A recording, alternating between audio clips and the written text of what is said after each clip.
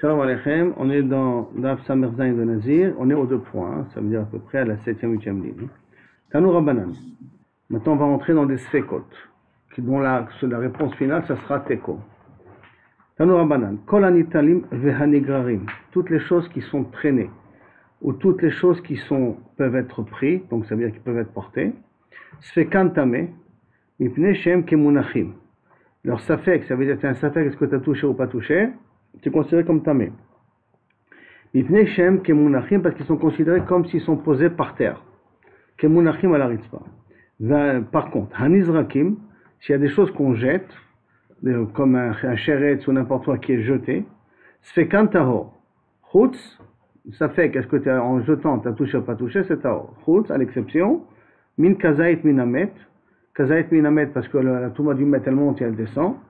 Va'mahil al pnei touma, ou si tu passes au-dessus d'un mort, parce qu'un mort aussi on a dit que la touma elle monte, mais kol davar shemetame milemala kilmata, et toute chose qui metame du haut et du bas, c'est quoi? Kegon, la touye inclure, zav et zava, que zav et zava, hein, même si on se trouve en bas d'un zav, même si on ne touche pas le zav, mais en bas du zav, et qu'il marche dessus, et je suis en dessous, l'objet devient tamé, ou quelque chose que le zav porte sur lui, milemala, le zav il devient tamé. Donc là-bas c'est vadaï tamé, c'est le safek qu'il est tamé.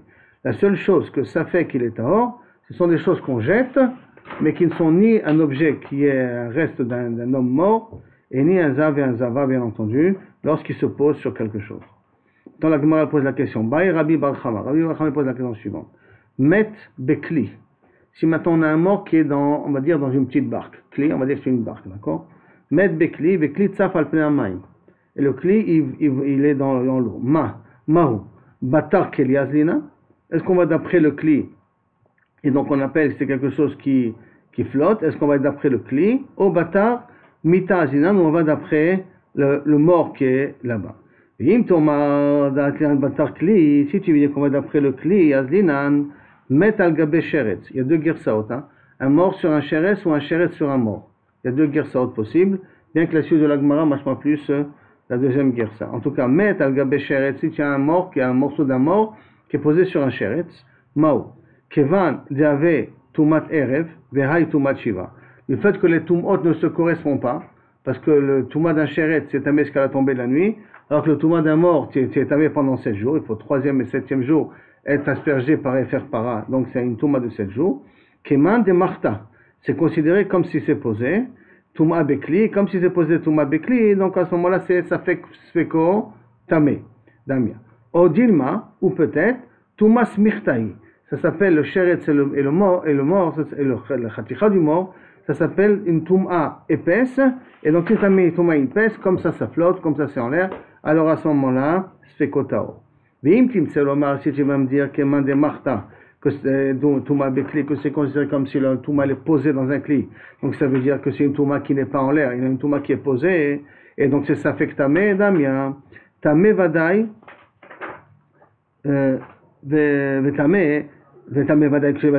sheretz al gabe nevela. Si on a un insecte qui est posé sur une nevela aussi a une touma. Maintenant, nevela tsafa, et la nevela elle flotte sur de l'eau. Donc on a une transitivité, quoi. C'est-à-dire le sheretz il est posé sur la nevela et la nevela est posée sur l'eau. On a dit que ceux qui flottent, d'accord, c'est comme si quelque chose qui est jeté, quelque chose qui n'est pas posé par terre. Donc c'est kotahor. Alors est-ce que mao du fait que les deux, la touma de la nevela et la touma du sheretz, c'est jusqu'à la tombée de la nuit, une touma smirtaï. Donc ça s'appelle une touma épaisse. Si tu appelles une touma épaisse, alors à ce moment-là, tu considères que c'est sveko tahor. O dilma, ou peut-être, haïka zaït, haïka adasha. Qu'il y a une différence à faire. C'est que le sheretz, la touma, elle est à partir de ka-adasha, la grandeur d'une adasha pour être mavir la touma, alors que il faut que ce soit un kazaït de nevela, hein, pour qu'il y ait une touma qui est adasha. Et donc par conséquent, dans un cas pareil, à ce moment-là, tu ne peux pas les additionner ensemble. Donc ça s'appelle que le sheretz il est posé sur une nevela. Comme il est posé sur une nevela, à ce moment-là, le sheretz il est kemunach, et donc c'est kotame. Sheretz, maintenant une autre question. Sheretz al gabe sheretz, mao. Si on a un sheretz sur un autre sheretz, quel est le din? Vadaï chad shiura, les deux c'est kadasha. Les deux c'est la même quantité. Shiura ninu. Et donc, comme les deux c'est la même quantité, donc on peut considérer ça comme une seule touma. Or, Dilma, qui vend des mefsam, puisqu'ils sont séparés l'un de l'autre, là, tu ne vas pas considérer ça comme une seule touma. Mais du fait qu'ils sont séparés l'un de l'autre, donc c'est considéré comme si c'est posé dans un ustensile. Et si tu as un safek, qu'est-ce que tu as touché le sheretz d'en haut, alors à ce moment-là, ça s'appelle comme quoi tu as un safek tamé. Sheretz al-gabe nevela shinimucha. Si on a un sheretz qui est posé sur une grande nevela, mais qui a commencé à se détériorer, et qui a commencé à devenir liquide, en se détériorant, gabe nevela shinimucha, ma ou quel est le din? Kevan dinimucha, du fait qu'elle devient liquide, la nevela, avec les kemashke, c'est considéré comme de l'eau. Comme c'est comme de l'eau, donc c'est considéré comme un sheretz qui flotte dans l'eau. Comme un sheretz qui flotte dans l'eau, on a dit sfeko tahor. Si ça fait qu'on a touché ou pas, c'est tort. Odinla ou peut-être, hay ochla, ou ça s'appelle encore de la nourriture. Et si ça s'appelle encore de la nourriture, donc ça s'appelle comme s'il est posé. Comme s'il est posé, ça vient sfeko tamé. Veim timtselomar, si tu veux me dire d'ochla ou que bemet sheretz al gaben nevela kimni mocha, ce qui commence à s'effriter, à fondre dans l'eau. C'est comme de la nourriture, ou sheretz al-gabe shirvat zera. Si on a un sheretz avec un shirvat zera, ça ne se mélange pas avec l'eau, donc ça flotte. Alors maintenant, tu as un sheretz posé sur un shirvat zera mao. Et quel est le din? C'est l'omar kevan demi ikra, du fait qu'elle est sortie de la personne qui ochla. C'est comme de la nourriture. Et donc, c'est comme de la nourriture, alors ça va se poser comme quelque chose de posé. Donc le sheretz qui est posé sur le shirvat zera, c'est sfeko tamé, parce que ça s'appelle comme si il ne flotte pas, comme s'il est séparé, il est posé sur la nourriture. Alors sheretz al-gabe mechatat. Mechatat, il est un peu épais, parce qu'il y a de la cendre et de la terre dessus. Mais c'est-à-dire qu'il ne se mélange pas entièrement avec l'eau. Mais c'est quand même de l'eau. Donc al-mechatat, ou mechatat safin al-gabe hamaim, et le mechatat flotte sur l'eau. Quel est le din? Est-ce que tu vas appeler ça comme quelque chose qui est en mouvement, donc c'est kotamé, c'est kotao, excuse-moi, ou on va appeler ça qui s'est posé sur quelque chose de fixe, bien que le mechatat il flotte, mais là ça s'appelle poser sur quelque chose de fixe, et donc c'est kotamé. Et surtout c'est sfekot qu'on vient de dire là maintenant, teko. Donc ça veut dire que le klal, c'est le premier klal qui est important, tout ce qui est nital et nigra à la retzpa, donc ça s'appelle comme munachim, alors à ce moment-là sfekotame. Tout ce que l'Israël, à l'exception d'un Tmemet ou d'un Zav et un Zava, ou quelqu'un qui passe au-dessus d'une Touma, que la personne passe au-dessus, la personne est en mouvement, et pas la Touma est en mouvement, à part ces cas-là, tout ce qui est en mouvement, Sfeko, Tahor. Si tu as un Safek, est-ce que tu as touché ou pas touché, tu as un Tahor. Donc c'est pour ça qu'après on est rentré dans différentes cas de figure, un Sheretz sur un mort sur un Sheretz, un Sheretz sur une Nevela, et ainsi de suite, pour terminer tout le système Beteko. Amar Rav Hamnuna. Rav Hamnuna il nous a dit Nazir ve'ose Pesach. Maintenant on va rentrer dans un nouveau cas. Il y a un Nazir et quelqu'un qui va faire son combat de Pesach. Dans les deux cas, d'accord, ils sont chez Alchou Bekever Atehom. Ils sont partis dans Kever Atehom. On sait que dans Kever Atehom il y a le Chal Moshe Mishinai. Est-ce que c'est Soter, la Nizirut, ou celui qui va faire le combat de Pesach? On a le Chal Moshe Mishinai. Normalement c'est pas Soter, la Nizirut et le fait qu'il va être marqué dans le combat de Pesach. Donc, Shalchou bekever atehom bashvi'i shelahem. Leur 7e jour, ça veut dire qu'ils étaient tmeim, et dans leur 7e jour de leur purification, aussi bien les deux, aussi bien le nazir que le tamé, d'un coup ils sont passés par, après qu'ils se sont purifiés, ils sont passés par un kever atehom. Donc, bashvi'i shelahem théorim, qui sont théorim. Pourquoi? Maïtama, quelle est la raison que tu les considères comme théorim? De lo alima tumatateom le mistar. Tu ne peux pas dire que le Tumatatom est assez fort pour annuler tout le compte qu'il a fait comme là-bas, qu'il a fait jusqu'à maintenant. Jusqu'à ça, c'est le din qui a été dit au nom de Rav Hamnuna. Sur ça, on va poser des questions. Première question, elle va être posée par Rava. Moti Rava il pose la première question. Voici, il y a une Mishnah qui dit, Yarad le Taher, s'il y a maintenant un Nazir ou n'importe qui est descendu pour se purifier dans un mikvé, Mitumatamet, parce qu'il avait touché un mort, donc il vient se tromper dans un Mayan, par exemple. Il y a les taher, mituma tamet, tamé. Et que quand il est chez Cheskat tamé, tamé, et que maintenant quand il est descendu pour être metaher, il y a un safek, qu'est-ce qu'il a touché là-bas, une tumat aterom, on dit que sfeko tamé. Pourquoi? Parce que tamé, comme il était Cheskat tamé jusqu'à maintenant, avant de descendre dans le mikvé, alors on part du principe que s'il était tamé, qu'il a un safek, qu'est-ce qu'il a touché la touma, alors on dit qu'il continue à être tamé. Par contre, c'est Cheskat taor taor, s'il est descendu pour se rafraîchir, il était tahor, et après il a un safek, qu'est-ce qu'il a touché? Une tomate teom. Alors là, dans un cas pareil, c'est tahor. Et donc, qu'est-ce que ça veut dire ici? Là, normalement, qu'est-ce qu'il en sort d'ici? Que normalement, le nazir, qui est rentré dans un mikvé le 7e jour, pour être metaher et tatzmo, il est rentré le 7e jour. Ça veut dire que jusqu'à maintenant, il était considéré comme tamé. Donc si maintenant que c'est comme ça, comment ça tu me dis qu'il n'est pas sauter? Voici tu dis que tamé, s'il rentre begeder tamé dans le mikvé, et qu'il a un safek, qu'est-ce qu'il a touché? Tout matahom. Tu dis tamé. Tu vas d'après la chazaka qu'il avait jusqu'à maintenant. Kushia contre Rav Amnuna. Réponse. À Marley, il lui répond. Rav Amnuna Rabba, ou en tout cas même Rav après il est d'accord avec Rav Amnuna. Modina lecha. Je suis d'accord avec toi. Benazir chez Mechoussar tiglachat. Si le nazir, il lui manque encore de se raser la tête, que inachenami dans un cas pareil, il devrait être tamé. Ça veut dire que comme il manque la tiglachat, ça veut dire qu'il a considéré encore qu'il est dans la procédure précédente, donc à ce moment-là, on peut le considérer comme tamé. Modina lecha benazir moussar tiglachat. Amar le Rava, il lui répond, de la même façon que tu es d'accord avec moi, que si Mechoussar tiglachat, c'est qu'il n'a pas encore terminé toute sa tahara, alors à ce moment-là, qu'il est encore, par exemple, on a dit qu'on a un nazir qui était tamé, qu'il a besoin de se raser la tête, qui est trempé pour se raser la tête. Donc dans un cas pareil, je suis d'accord avec toi, que Kaviachol, puisqu'il est tamé en rentrant dans le mikvé, que s'il a un safek qu'il a touché tout matateom, qu'il est encore tamé. Alors les Rava il lui répond, Afana, Modina Lecha, moi je suis d'accord aussi avec toi. Bossé à Pesach, de l'homme mechoussar, le clown, lui il n'a aucun problème, puisque le Osea Pesach, ils sont al-Khou Beke Verateom. Alors lui il n'a pas de problème parce qu'il était Milechatrila Tahor. Comme il était Milechatrila Tahor, je suis d'accord avec toi, que l'homme Mechoussar le clown, qu'il ne manquait rien du tout. Donc dans un cas pareil, quand il rentre dans le mikvé et qu'il y a un safek, qu'est-ce qu'il a touché ou qu'il a touché le Tchumatatem, on ne sait pas sauter auto. Amarle Abaye. Pourtant, maintenant Abaye va poser une question sur le pshat de Rava. Amarle Abaye, Vea Mechoussar Areb Shemesh.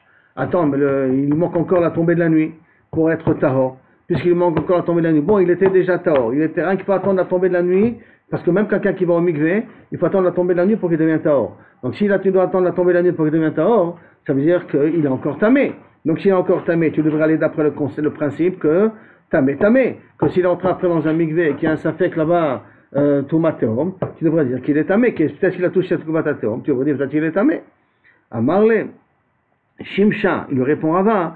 Amarle lui répond Rava. Shimsha mimela arva. En vérité, il est tahor. Hein, que le shemesh, la nuit, elle doit tomber d'elle-même.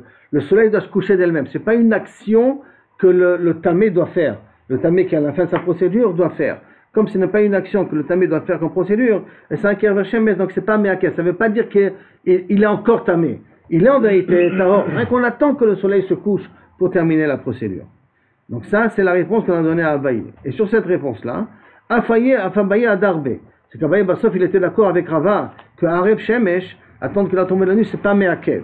Comment ça? Détania, comme c'est marqué dans une braïta. Yom Meleot. Tavi, Toch, Tavi. Toch Meleot, Lo Tavi. C'est-à-dire que maintenant, une femme qui a accouché une fille, elle doit attendre 80 jours pour pouvoir manger de Tahara. Au bout du 80e jour, elle amène un korban. Maintenant, qu'est-ce qui s'est passé? Elle a eu une fille, Baruch Hashem et Tova. Un mois plus tard, 80 jours, c'est plus qu'un mois, un mois plus tard, elle a été tombée enceinte une deuxième fois, et elle a eu une apala. Donc maintenant, est-ce qu'elle doit amener 2 korban tahara, ou un seul korban tahara, ça suffit? Ça, c'est le din.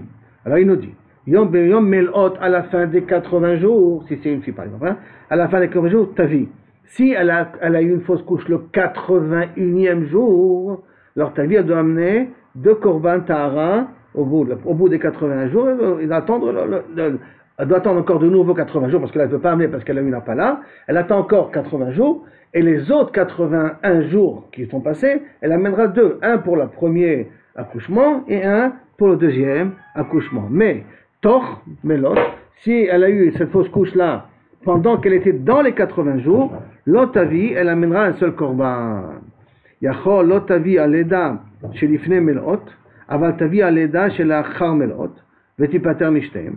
Est-ce que c'est possible qu'elle n'amènera pas une leda qui est avant de terminer les 80 jours, mais il amènera une leda qui vient après d'avoir complété les 80 jours, c'est-à-dire vetipater mishtem, elle sera pas tour des deux, qui veut dire que 80, elle a d'abord eu une fausse couche dans les 80 jours.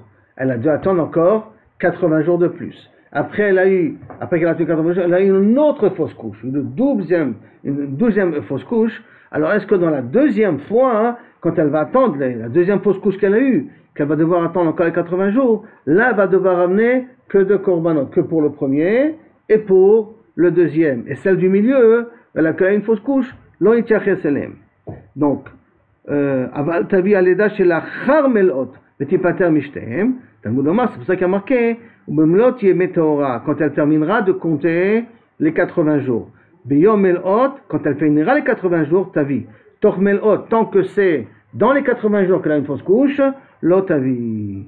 Amar Kana, pourquoi tu dis une chose pareille? Mais même qu'à la fin des 80 jours, au 81e jour, elle a une fausse couche, elle n'est pas encore théora. Pourquoi? Parce qu'elle a besoin d'attendre Ha'arev Shemesh, elle a besoin d'attendre la tombée de la nuit. Même plus que ça. Même plus que la tombe de la nuit, d'attendre même un korban. Ici c'est différent, pourquoi? Parce qu'il n'a pas encore amené le korban, puisqu'elle a eu la fausse couche avant qu'elle amène le korban. Et là-bas, dans le cas de deuxième 80 jours, elle doit attendre la fin de la tombée de la nuit. Amarle Abaye, Shimsham, Imela Arva. Non, la tombée de la nuit vient de lui-même. Donc on voit ici qu'Abaye, il a été Choserbo, parce qu'il considère que le fait que la tombée de la nuit vient d'elle-même, que le coucher du soleil vient de lui-même, le fait que ça vient de lui-même, c'est pas Me'akev Kaviachol, le talir de la Tahara. Et donc, comme ça vient de lui-même, ça s'appelle qu'elle a fini les premiers 80, et c'est pour ça que si elle a une fausse couche dans le 80e jour, elle est obligée de recommencer les 80 de nouveau. Pourquoi? Parce que la Arev Shemesh n'est pas quelque chose qui empêche la Tahara. Parce que quel est le principe? Le principe, c'est tant qu'elle est impure, alors si elle a une nouvelle fausse couche, cette nouvelle fausse couche n'est pas comptabilisée. Ça, c'est quand est-ce? C'est quand tu es dans les 80 jours. Mais quand tu as fini les 80 jours et qu'il te reste rien qu'un Arev Shemesh, alors quand il te reste rien qu'un Arev Shemesh, c'est pas Me'akev pour considérer ça comme quoi tu n'as pas fini les 80 jours et pour de nécessité te rendre pas tour d'un deuxième korban. Et là, tu amèneras, quand tu finiras le deuxième appala, le temps de la deuxième appala, tu amèneras deux korbanot, un pour les premiers 80 et un pour les deuxièmes 80. Donc, si on aimait sakem un petit peu ce qu'on vient de voir ici, un nazir et un Osé Pessah, après qu'ils se sont purifiés, ils sont arrivés le 7e jour de leur purification, et qui se préparent pour aller au Korban Pessah, et l'autre qui se prépare pour terminer sa Nizirut, et qui sont trompés dans un mikvé, ou sont passés par un kever atérom, ça n'annule pas, ils continuent à être théorim. Quelle est la raison pourquoi ils sont connus à être théorim? Parce que la Tumat atérom ne peut pas annuler un compte que tu as déjà fini. Maintenant, la Gemara a posé une question au nom de Rava. Voici, tu as une Mishnah qui a marqué que quelqu'un qui rentre suivant dans un milieu pour se tremper et qu'il a pris un safek, est-ce qu'il a touché une touma? S'il était tamé au départ, il n'a safek, tu le rends tamé. S'il était tahor au départ, il n'a safek, tu le rends tahor. Et là, les chaora, il n'est pas encore tahor puisqu'il était rentré le 7e jour dans le mikvé pour se purifier. Alors pourquoi tu as dit que?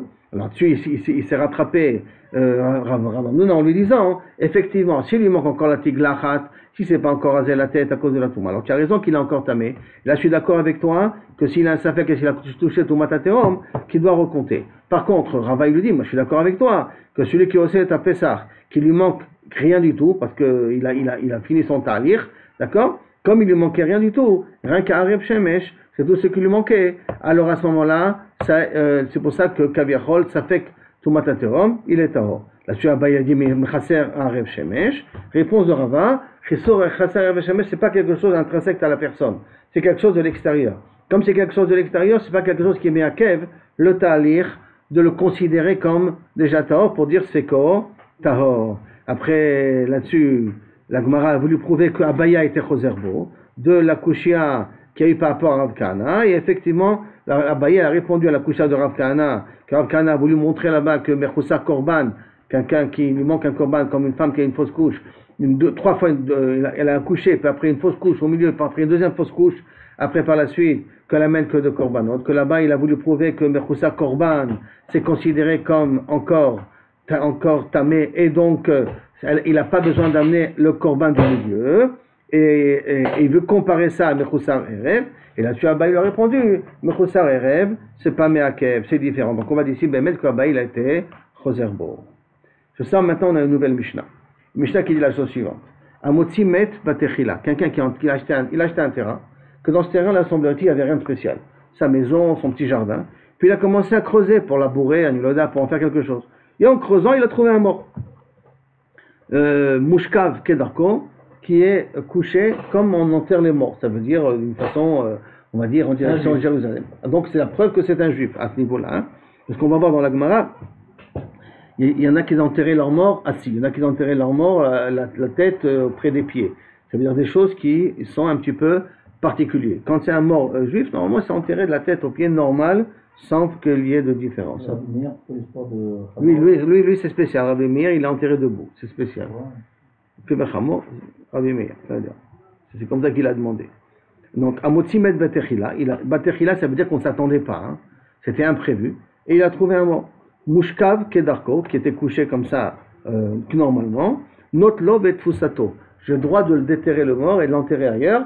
Et je dois prendre une épaisseur de 3 etzvaot de tout ce qui est autour du mort. Pas parce que Kana est Amakom, c'est parce qu'on a peur qu'il y a excusez-moi le terme, il y a des restes et des jus du mort qui est imbibé, qui a sa fac dans la terre, et ça descend jusqu'à 3 etzvaot. Donc tout ce qui est autour de lui, qui a une épaisseur de 3 etzvaot, il faut gratter et l'enterrer avec lui ailleurs. Shnaim, il a trouvé deux morts dans son khatser, Notlan, Ve'et Fusatan, la même chose, il a le droit de les enlever, les déterrer, les enterrer ailleurs, et d'enlever une épaisseur de la terre de 3 etzbaot aussi, là-dessus. Pourquoi? Parce que ça s'appelle pour l'instant que peut-être sont des morts qui ont été enterrés parce qu'ils n'avaient pas trouvé d'autre endroit. Et qu'ils avaient l'intention peut-être de les déterrer, elles les auront enterrés plus tard, et pas après ils ont été oubliés là-bas. Donc c'était pas un vrai cimetière. Par contre, c'est pas, non, c'est pas un Mekartaout, mais en tout cas il a le droit de se débarrasser d'eux, enfin de les déplacer. Par contre, Matzah Shlosha, s'il a trouvé 3 morts, Im yesh benze laze arba amot, si entre l'un et l'autre il a 4 amot, Ad shmone amot jusqu'à 8 amot, Areze shchunat kvarot, ça s'appelle un quartier de cimetière. C'est quoi qu'il y en a 2 ou 3? Alors, il y a ici, on va faire un dessin. C'est une machloket entre Rabbi Shimon et Rabbanan, d'accord? Qu'est-ce qui s'appelle Me'arat Kvura? Qu'est-ce qui s'appelle Me'arat Kvura? Pour Rabbi Shimon, pour Chachamim, une Me'arat Kvura, elle a les mesures suivantes. Elle a 4 ici, 4 amot ici, et 6 amot ici. Ce qui fait que un mort, il prend la place de une ama. Et il faut faire une ama de différence entre un mort et l'autre.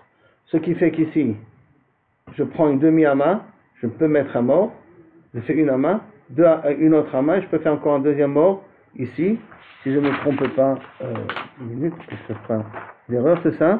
Donc une ama ici, une demi-ama là, une demi-ama là, et une ama que prend le mort. Et ici, je peux mettre, puisque j'en ai 6, je peux mettre 3 en faisant une différence d'une ama entre eux et ainsi de suite. Donc ça veut dire que si j'en ai trouvé 3 dans ce cas de figure-là, ça c'est Chachamim, la soirée de Chachamim, ça s'appelle que j'ai une Me'arat Kvura. Si je commence déjà à trouver 3, je crains qu'il y en a un, encore 3 autres, et encore 3 autres, une Me'ara, j'ai pas le droit de déplacer. Par contre, Rabbi Shimon, il dit, c'est 6 sur 8. Donc ça fait que ça lui permet de mettre plus de morts ici, d'accord? Et il peut rajouter même un mort dans cette direction-là, pour Rabbi Shimon, et ça me met 4 morts ici. Parce que chaque mort prend, on a dit, une ama, et il faut mettre une ama de différence, ça me fait ici 4 morts, donc le Me'arat Kvura de Rabbi Shimon, il est un peu plus grand, il faut que ça soit de 4 sur 6. C'est pour ça que Rabbi Shimon a dit 4 ou 6, pour ne pas rentrer dans la machloket. D'accord? Ou voilà, 6 ou 8, 4 ou 8, pour ne pas rentrer dans la machloket. C'est pour ça que la Mishnah a dit de ce langage-là. Pardon? Il n'y a pas de nafkamina si on trouve 3 sur les shitato ou 3 les shitato. 3 shitato, pour l'instant, à ce niveau-là, il n'y a pas de nafkamina. Elle dit qu'il faut benzel azé, arba amot, ad shmone amot. Arba amot à cause de Rabbi Chachamim et shmone amot à cause de Rabbi Shimon. Un réseau, shchunat kvura, et donc shchunat kvura, ça me pose un problème, j'ai plus le droit de les déplacer. Bodek emeno, à partir du 3e, il vérifie, ou les halan, esrimama, 20 amot, matzah, echad, besof, esrimama. S'il a trouvé encore un mort au bout des 20 amot, bodek emeno, ou les halan, esrimama. De lui, il revérifie un cercle de 20 amot autour, amot, chez Regelim là-bas, chez Elu Trila ou Matzou Benotlo Ve'et Fusato. Et si maintenant, donc on a dit premièrement, chez Regelim là-bas, que ça veut dire que c'est un Bet Akvarot. Mais, chez Elu Trila Matzlo, mais s'il aurait commencé par ce kever qu'il a trouvé à 20 amot plus loin, quand il aurait commencé par lui, il aurait eu le droit de le prendre avec sa tfoussa. Comme il a trouvé d'abord 3, et après il a trouvé l'autre de côté, alors à ce moment-là, l'autre il rentre dans le cadre de Bet Akvarot. Mais s'il aurait commencé par celui qui est à 20 amot de distance, il aurait eu le droit de le déterrer, de le prendre. Donc tout va dépendre de la façon comment il va trouver le mort. Maintenant, dans la Gemara, je me permets à commencer un petit peu pour qu'on puisse gagner un petit peu de temps pour demain. Amar Yehuda Amarav. Qu'est-ce qu'on a dit? Que s'il lui a trouvé Kedarko, Shochev, Mushkav, Matzah, Prat le Matsui. Quand tu as dit Matzah, c'est à l'exception de Kaviachol, Matsui. Matsui, ça veut dire qu'on savait déjà. Si on savait déjà qu'il y avait un Kever ici, Bekviut, j'ai plus le droit de le déterrer. Maintenant, Met, Prat le Haroug, mort, à l'exception que si c'est quelqu'un qu'on a tué. C'est-à-dire qu'il y a des preuves qu'il a été percé par une lance, il a été percé par un couteau, tu as des preuves de quelque chose. Mushkav, Prat le Yosef, quand il est couché, pour exclure le cas où tu l'as trouvé assis. Il y a effectivement des goïms qui ont enterré, on a retrouvé en archéologie, des trucs pour l'anthropologie, la fameuse Lucie, je ne sais pas si vous avez entendu parler, elle était, c'est une des plus anciennes momies qu'on a trouvées, elle est trouvée assise. On l'a retrouvée assise, d'accord? Donc Prat le Yosef, Kedarko, qu'on a dit Kedarko, Prat Sherosho Munach Ben Yerchotav. Si sa tête est souvent entre les pieds, ça veut dire qu'il a été décapité. S'il a été décapité, ça veut dire que c'était rien que temporaire qu'on l'avait enterré ici et qu'on avait l'intention de le déterrer. Donc dès le départ, dès qu'on le retrouve, on a le droit de le déterrer. Tout simplement, ils n'ont pas fait. Tane ale bar Chanina, met shechaser lo tfusa, shechaser lo en tfusa. Un mort qui lui manque un membre, qu'il lui manque une main ou qu'il lui manque quelque chose, en tfusa qui n'a pas besoin de prendre les 3 etzvaot qui sont en bas. Velo shchunat kvarot et s'appelle pas shchunat kvarot. Vekol hane maitama, lo amrinan, dilma oved kochavim. Et toutes ces raisons-là, pourquoi on nous dit pas, pourquoi on a le droit de les détorer? Parce que peut-être, kaviachol, c'est des ovde kochavim. Parce que les juifs n'enterrent pas de cette manière-là.